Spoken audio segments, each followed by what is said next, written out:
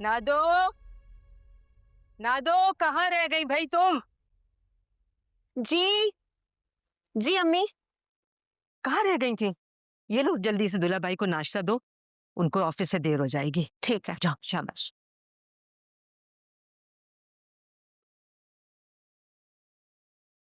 दूल्हा भाई, ये लीजिए नाश्ता। आप शुरू करें, मैं शाजिया आपी को बुला के लाती हूँ। वो अभी लेटी हुई है, जब उठ जाए तो दे देना। अच्छा ठीक है, आप तो शुरू करें। सुनो, जी। तुम्हें रात को नींद तो आ गई थी ना? जी आ गई थी।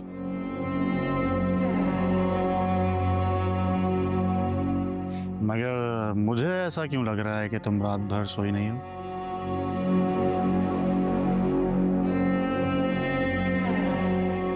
तुम्हारी आंखों में नींद अभी भी मौजूद। क्यों? ठीक कह रहा हूं ना? हाँ, कुछ कुछ ठीक कह रहे हैं। देखा, मैं तुम्हें कितनी अच्छी तरह समझता हूं।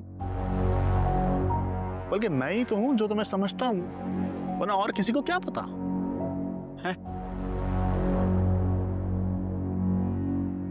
मैं तुम्हारी आंखों में देखकर बता सकता हूं कि तुम्हारे दिल में क्या है।